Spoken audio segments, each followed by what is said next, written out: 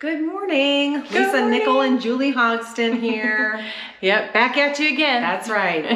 What are we talking about today, Jules? Well, today we're going to talk a little bit about what you can do to prepare a home to be ready for sale as a seller. Yes. And today we're at one of my investor clients. Actually, it's not my listing this time, but he let us come in. It's a home that he rehabbed. And we're going to kind of talk about some of the different things that we see and know, that you can do as a seller. Yes. Yeah. So to prepare your home for sale and things that, could come up through the process as well. So yeah. So one of the things Lisa and I were talking about, not everyone does this. We try and do a pretty good job with our sellers looking at things in their home to understand, and relay to them what might come up for inspection. Right. But you can do a pre-inspection. Yeah. Yeah. I mean, as Julie said, on an initial appointment, we're going to walk through your home and tell you things that we can obviously see and point out. Mm-hmm. But one of the things that some sellers do choose to do is have a pre-inspection, meaning they actually pay to have a professional inspector come in, do an inspection as they would for a buyer. And that helps to allow you as a seller to take care of those things before the listing period to avoid some issues that might come up later. Right, and it may be less expensive at that time. Absolutely. Because sometimes it looks and it makes the appearance that the seller has maintained the property better. Absolutely. It could be something, what we see most commonly, I feel like, are electrical items, yes. right? Yeah. So if you've seen or heard somebody say GFI, it's really GFCI, but most people say GFI, mm-hmm. Ground Circuit Fault Interrupter. And basically what that does is just shut things down when a circuit overloads. Mm-hmm. It doesn't mean that it's grounded, which is a whole nother thing. Correct. But it's the plugs where you see the little button in it.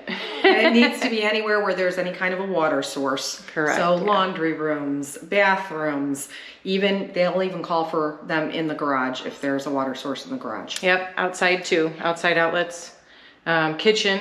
Yeah. And sometimes what we see is like in this particular kitchen, I'm going to flip this around so you can kind of take a look, but there are a couple different outlets over here, and then a GFI, you're seeing that right here. Which is, of course, next to the sink. Right next to the sink. So what happens many times is they're all on one circuit. So you may not have to have a GFI outlet in each one. They're all on one circuit. Right. And you really don't know that until someone does the inspection. Exactly. But the thing to note about this is it's a very inexpensive repair. Mm-hmm. Oftentimes when you get to the point of having the home inspection, if you have buyers that really aren't educated, they're going to hear these things and they're going to be like, oh my gosh, we're going to have thousands of dollars of electrical repairs, when in effect they're $30, $40 a piece. Yeah, not so much. No, not at all. So the other thing that we come across in the realm of electrical is there is a particular panel. It's called the Federal Pacific panel, and they've been known to catch on fire in the past. I mean, people don't even realize they have them many times. However, if it does come up and you have one, you can almost guarantee they're going to ask for it to be replaced. Every lender and every appraiser consider them a hazard, a safety hazard in the home. So that's something important to look forward to when we have electrical. Any other things with electrical are like, for instance, if you have a 3-prong outlet versus a 2-prong outlet, if it's not grounded, it's supposed to be 2-prong. That's the code. Yes. We don't usually go and replace those. It's just mainly the GFIs. Yeah. So, and then sometimes we'll see things like in attic space where maybe a light has been disconnected or a fan has been disconnected, and you'll just see random wires hanging from that spot. That's going to be something that could come up too. Yep. Again, very inexpensive repairs to have that boxed up, mm-hmm. but these are just some of the things that we can take care of ahead of time to avoid any kind of issues. Right. Yeah. Any issues, any kind of delay in the transaction. Yeah. And I think some of the other things that are really simple when you list beyond the repairs mm-hmm. are things like wiping down this. So the things that we're about to talk about probably are really to make the house look like you really took care of it. Right. So even if you have, if things are older in your home, it's really what the eye sees in the maintenance. So, cleaning cabinet handles off and door handles. Right, places where you touch a lot.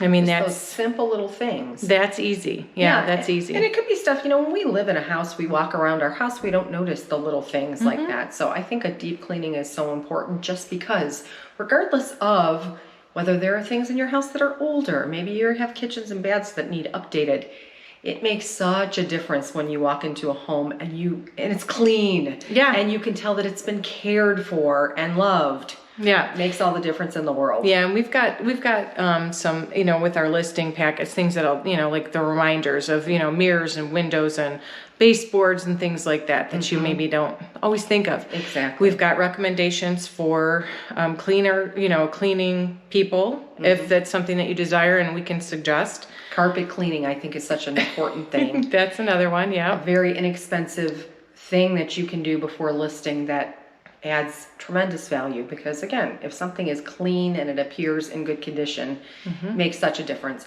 There are buyers, and there's just some people that cannot see potential. Some people can, but there oftentimes we're with buyers that they can't see the potential. Exactly. Another thing is, and we're going to take a walk through this way, and we'll turn this around so you can see, but like in this room, you've got some big sliders. Now we're in a townhouse, so you don't have a lot of windows in every wall. However, natural light is a big thing. So somewhere like this, where you've got this is a great room because it's got tons of windows.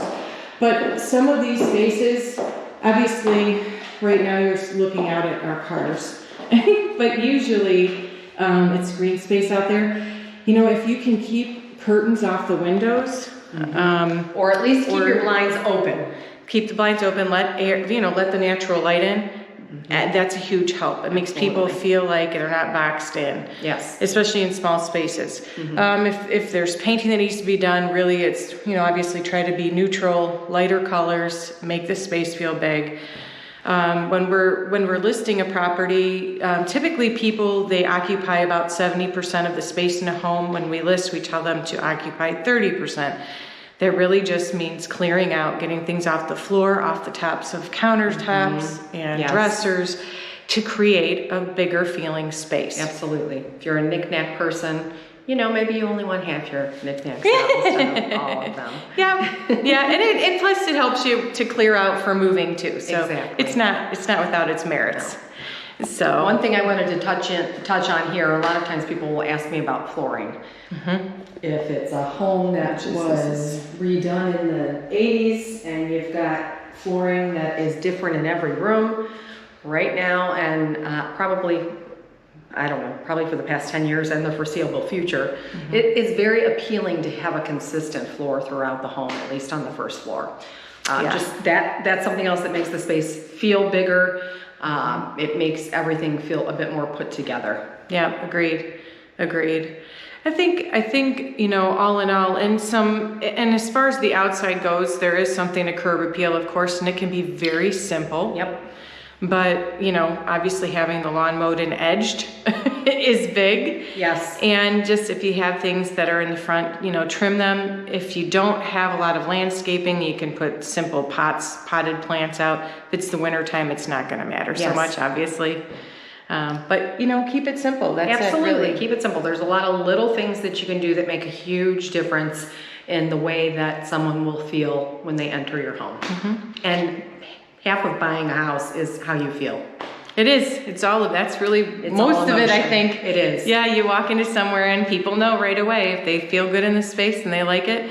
The other thing that we try and do when we're listing is to make sure there's a little bit of green in the house, because green's a homing feeling. So if you're a plant person, likely, somebody's going to walk into your house and think it's a homey house. Yes. Yeah, for sure. So, anything else you can think of? I think we're good for now, but it's important to have somebody come in, as us, again, at the beginning of your thought process, when you're just beginning to think about selling your home, have somebody come in, have your favorite agent or agents come in and walk through and give you these tips, and we can tailor a plan specifically for your property. For sure. And just a plug to the investor whose home we're in, he does about 15 probably at least houses a year.